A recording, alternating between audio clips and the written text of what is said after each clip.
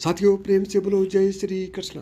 प्रिय दोस्तों, आपने इसी तरह के और भी कई वीडियो देखे होंगे। सभी ने आपको कुछ ना कुछ अवश्य बताया होगा, लेकिन आज के वीडियो में मैं आपको प्रॉपर केस स्टडी की तरह से समझाऊंगा। मेरे पास आप जैसे कई साथियों के फ़ोन आते हैं कि सर, आप हमें बहुत अच्छी अच्छी बातें बताते हैं और आपकी बातों से हम बहुत फ़ायदा उठाते हैं। साथ ही यह भी कहते हैं कि सर, हम आपके वीडियो को शुरू से अंत तक रोज़ाना देखते हैं।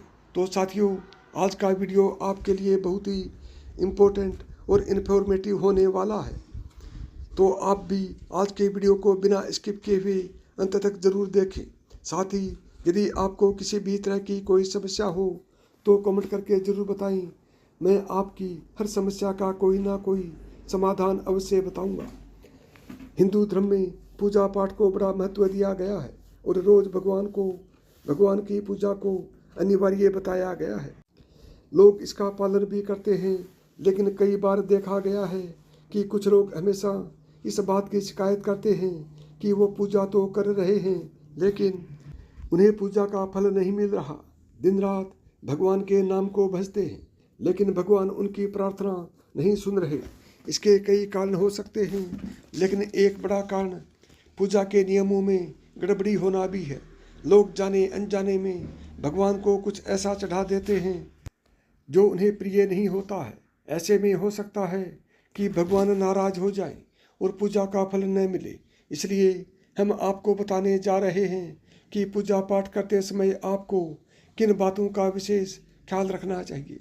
नंबर 1, पूजा पाठ के समय गूगल युक्त धूप बत्ती का प्रयोग करें। गूगल घर के वातावरण को शुद्ध और घर से नकारात्मक ऊर्जा या बुरे दोष को दूर करती है। नंबर 2, पूजा के दौरान उबासी का आना। पूजा करते समय यदि आपको बार बार उबासी आती है तो यह भी अच्छा नहीं है। इस बात का इशारा है कि आपके अंदर किसी तरह की नेगेटिविटी मौजूद है। लिहाजा आपको अपने विचारों की पवित्रता पर ध्यान देना चाहिए। भगवान का भजन करना चाहिए ताकि आपके अंदर की नकारात्मकता खत्म हो। नंबर 3, रात्रि को सोते समय पूजा स्थल को लाल पर्दों द्वारा ढक दें। वह सुबह होने पर पर्दे को हटा देना चाहिए। श्रीमद् भगवत गीता में बताया गया है कि पूजा करते समय कभी भी एक हाथ से प्रणाम नहीं करना चाहिए। ऐसा करने से व्यक्ति के सभी पुण्य नष्ट हो जाते हैं। प्रणाम हमेशा दोनों हाथ जोड़कर किया जाता है। वहीं अपनी पिता और बड़े भाई को लेटकर प्रणाम करना चाहिए और माता के सामने झुककर प्रणाम करना चाहिए। नंबर 5, शास्त्रों के अनुसार जप करते समय हमेशा दाहिने हाथ को कपड़े से या फिर गोमुखी से ढक कर रखना चाहिए। जप के बाद आसन के नीचे की भूमि को स्पर्श कर पूजन करना चाहिए। साथ ही यह भी ध्यान रखें कि कभी भी कोई वस्तु या फिर दान बायां हाथ से ना दें। इनके लिए हमेशा दाहिने हाथ का ही प्रयोग करना चाहिए। नंबर 6, पुराणों में चरण स्पर्श करने का भी विधान बताया गया है। कभी भी ऐसे व्यक्ति के चरण स्पर्श नहीं करने चाहिए जो सो रहा हो। सनातन धर्म के अनुसार लेटे हुए व्यक्ति के चरण स्पर्श तभी किए जाते हैं जब उसकी मृत्यु हो चुकी हो।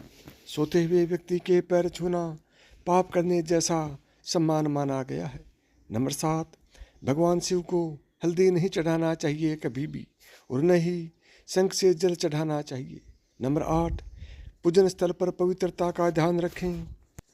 चप्पल पहनकर कोई मंदिर तक नहीं जाना चाहिए। चमड़े का बेल्ट या पर्स अपने पास रखकर पूजा न करें। पूजन स्थल पर कचरा इत्यादि जमा न हो पाए। नंबर 9, मंदिर में लगे सूखे हार फूलों को हटा देना चाहिए। नंबर 10, हमेशा भगवान श्री गणेश की आराधना से पूजा प्रारंभ करनी चाहिए।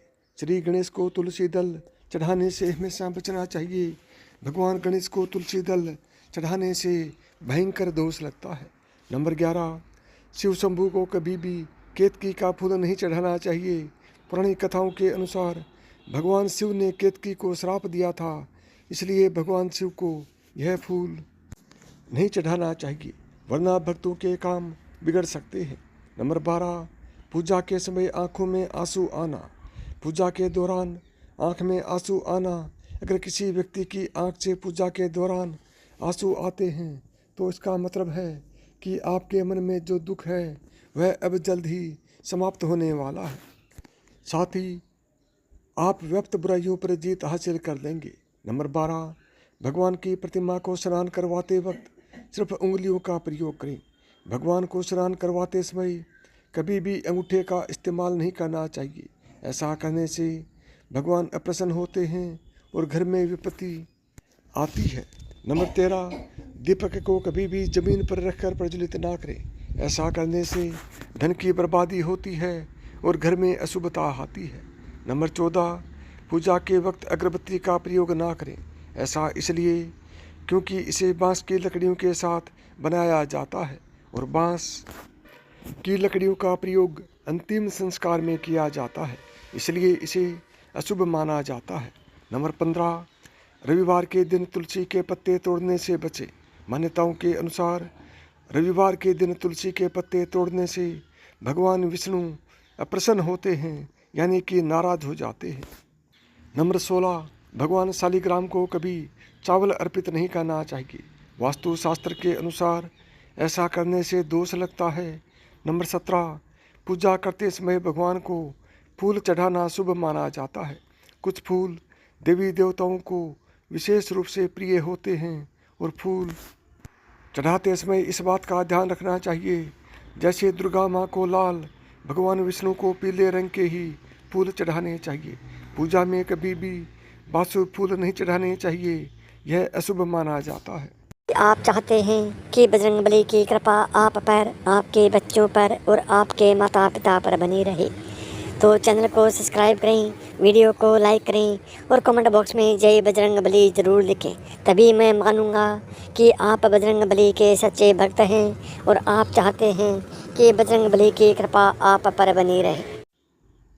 नंबर 18, पूजा में इस्तेमाल कलश या जल के लोटे को हमेशा ईशान कोण में ही रखना चाहिए।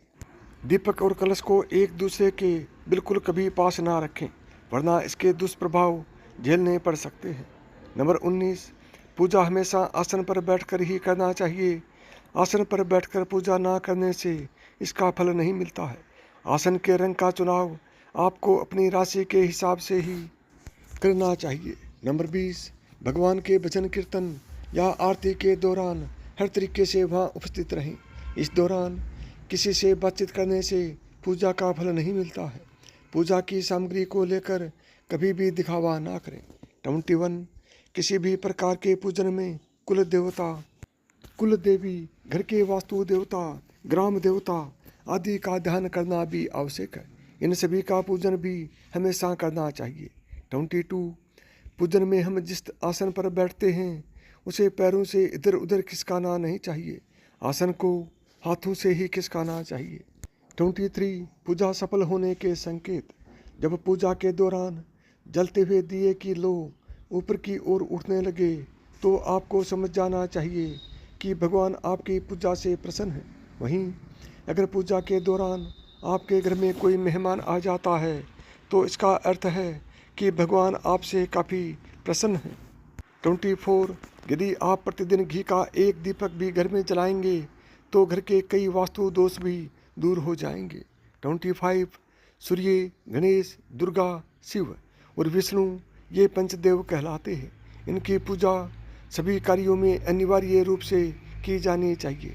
प्रतिदिन पूजन करते समय इन पंचदेव का ध्यान करना चाहिए। इससे लक्ष्मी कृपा और समृद्धि की प्राप्ति होती है। 26, तुलसी के पत्तों को 11 दिनों तक बासी नहीं माना जाता है।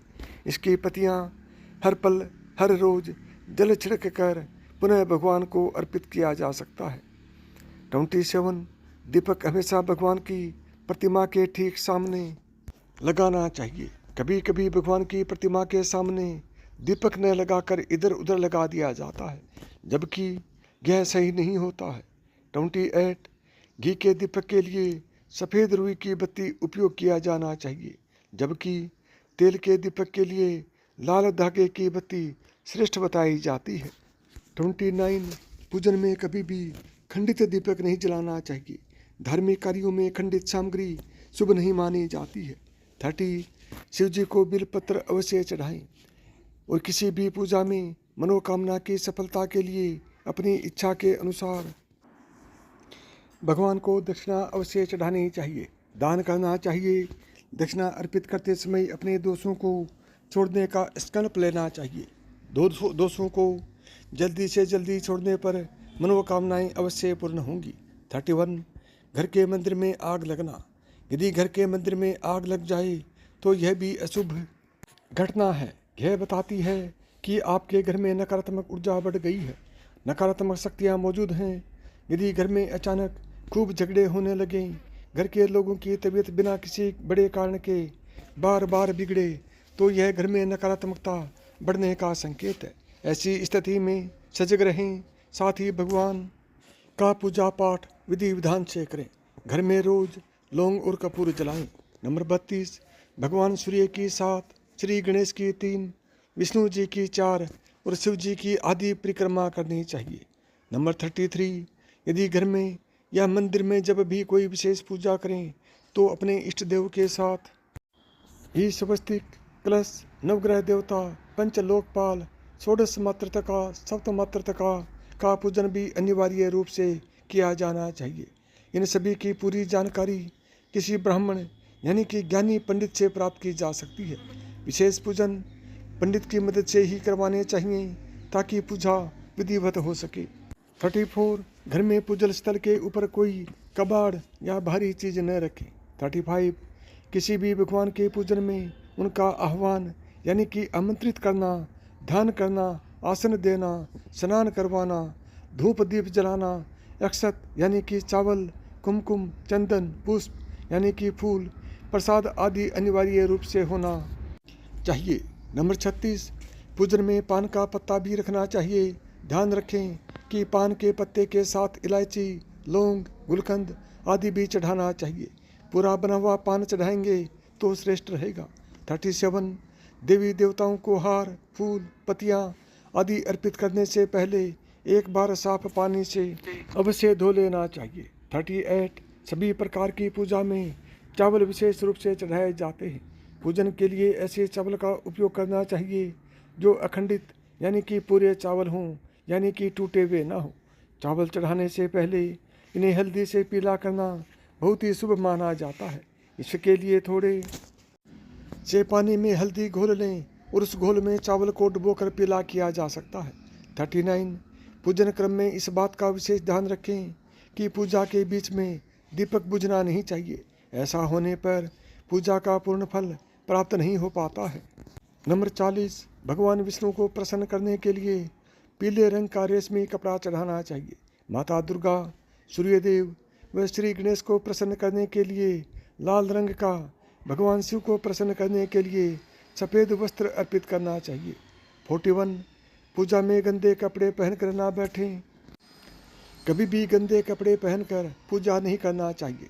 मान्यताओं के अनुसार ऐसा करने से घर में दरिद्रता आती है। 42 पूजा के दौरान मन को पवित्र रखें। कभी भी पूजा करते समय मन को दूषित नहीं रखना चाहिए। कहा जाता है कि पूजा के दौरान मन में बुरे ख्याल रखने से पूजा का फल प्राप्त नहीं होता है। 43 पूजा में इस्तेमाल किए गए फूल अगर सूख जाएं तो उन्हें कभी भी फेंके नहीं। सूखे हुए फूलों को किसी पवित्र नदी में प्रवाहित कर दें। 44 शास्त्रों के अनुसार घर में पूजा करने का स्थान ईशान कोण में होना चाहिए। उत्तर दिशा और पूर्व दिशा के बीच का भाग ईशान कोण होता है। ईशान कोण को शुभ कार्यों के लिए सबसे उत्तम दिशा माना गया है।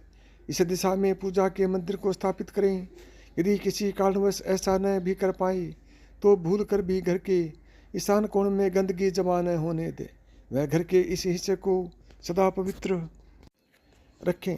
ईशान कोण के अतिरिक्त पूर्व दिशा भी पूजा स्थान के लिए श्रेष्ठ मानी जाती है। इसलिए आप घर में ईशान कोण व पूर्व दिशा दोनों में से जहाँ भी सुविधाजनक रूप से पूजा स्थल की स्थापना कर सकें। 45 पूजा स्थल में गणेश जी की स्थापना अवश्य करें। इसके लिए एक सुपारी पर लाल धागे यानी कि मोली में लपेट लें और कुमकुम से तिलक कर एक कटोरी में थोड़े चावल रखकर स्थापित करें। 46 पूजा स्थल के एक कोने में बंद पात्र में गंगा जल अवश्य रखना चाहिए। 47 एक तांबे के छोटे से लोटे में जल को पूजा स्थल में अवश्य रखना चाहिए। प्रतिदिन इस पात्र का जल बदलना चाहिए। वह पुराने जल को पीपल के पेड़ या तुलसी के पौधे में डाल सकते हैं। 48 पूजा के स्थान में एक देव की सिर्फ एक ही प्रतिमा रखें। यदि आपके पास एक देव की एक से अधिक प्रतिमा पूजा स्थल में है तो उन्हें घर में कभी भी दीवार आदि पर लगा सकते हैं, किंतु पूजा स्थल में एक देव की एक ही प्रतिमा रखें। 49 घर में पूजा के स्थान पर कभी भी बड़ी मूर्तियां नहीं रखनी चाहिए।